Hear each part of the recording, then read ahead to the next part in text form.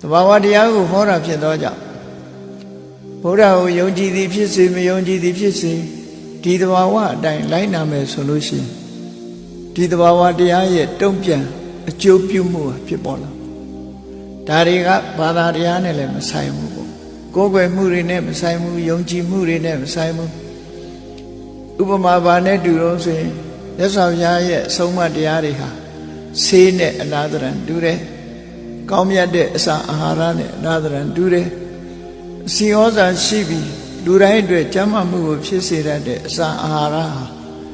ယုံကြည်သူဖြစ်စေမယုံကြည်သူဖြစ်စေဘုရားဘာသာဝင်ဟုတ်သူဖြစ်စေမဟုတ်သူဖြစ်စေဒီအစာစားရင်တော့ကျန်းမာမှာပဲလူသားနဲ့သာဆိုင်တယ်ပေါ့ထို့တူပဲမြတ်စွာဘုရားဟောကြားဆုံးမတဲ့အဆုံးအမတွေဟာဆေးနဲ့လည်းလာသရံတူဆေးဆိုတာယောဂရှိရင်ဒီလိုယောဂမျိုးကိုပျောက်စေတဲ့ဆေးဆိုရင်ဘယ်သူပဲတောက်ဒီယောဂကိုပျောက်စေမှသာဖြစ်တယ်ပေါ့ဘုရားဟောတဲ့အဆုံးအမတွေဟာ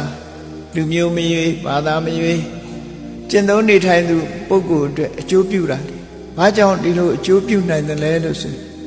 ဘာသာတစ်ခုကိုဥတည်ပြီးတော့ဟောကြားဆုံးမတာမဟုတ်ဘူးလူမျိုးတူ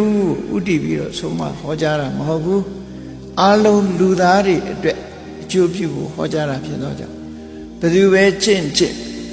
ဒီအကျင့်တရားဟာကောင်းမြတ်တဲ့လူရဲ့အရှိအသွေးတွေဟောကြားတာဖြစ်တယ် Human dignity လို့ခေါ်တယ်လူရဲ့ဂုဏ်သိက္ခာရသော်ဗျာဆုံးမတိုင်းလိုက်နာကျင့်သုံးမယ်ဆိုရင်လူဂုဏ်သိက္ခာဆိုပါစို့၅ပါးတိလှသူများအသက်ကိုတတ်ခြင်းမှရှောင်တယ်သူများဥစ္စာခိုးခြင်းမှရှောင်တယ်သူတော်ဘာသားမယားကျူးလွန်စော်ကားခြင်းမှရှောင်တယ်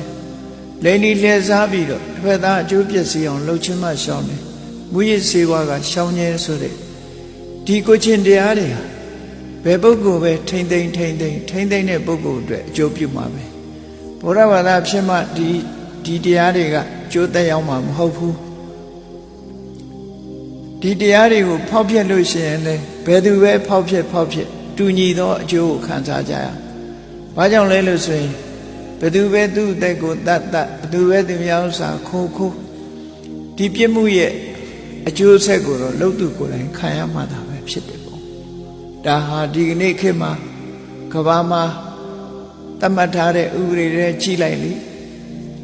ကဘာမှာကြီးမားတဲ့အပြစ်ကြီးတွေဆိုတာဘာတော့နော်ပါဏာတိပါဒနဲ့သက်ဆိုင်တဲ့လူသတ်မှုဘယ်နိုင်ငံပဲဖြစ်လူသတ်မှုဆိုလို့ရှိရင်ပြစ်ကြီးတာ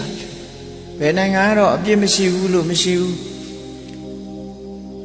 ပါဏာတိပါဒအမှုကိုကျူးလွန်တဲ့အခါမှာလူတယောက်ရဲ့အသက်ကိုဆုံးမအောင်လုပ်ပြီးဆိုလို့ရှိရင်သေစားသေစေသို့မဟုတ်ချီမာတဲ့အပြစ်ကိုခံကြရတာဖြစ်တယ်အရိဏဒါနခိုးမှုဆိုတာလည်းအပြစ်ပေးခြင်းခံရတယ်အပြစ်ပေးမခံရတဲ့နေရာခိုးလို့ဂုဏ်ပြုခံရတဲ့နိုင်ငံဆိုတာမရှိဘူးကာမိတုမိစ္ဆာစာရရိတ်လုတ်တယ်စော်ကားတယ်ဆိုတာလေဘယ်နိုင်ငံပဲဖြစ်ချီမာတဲ့အပြစ်ကိုခံရတာတူတယောက်ကိုလိန်လီလှီစားသွားတယ်ဆိုလို့ရှိရင်လေလိန်လီတဲ့အပြစ်ကိုခံရမူရစ်ဆေးဝါးဆိုတာကြတော့တဲဆောင်ရုံနဲ့နေမဲ့တချို့နိုင်ငံတွေက capital punishment ဆို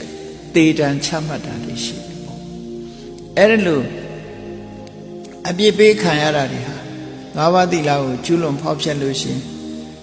ကြီးမားသောအပြစ်တွေကိုခံရတယ်အဲ့တော့ငါးပါးသီလပြည့်စုံပြီဆိုလို့ရှိရင်ဒီ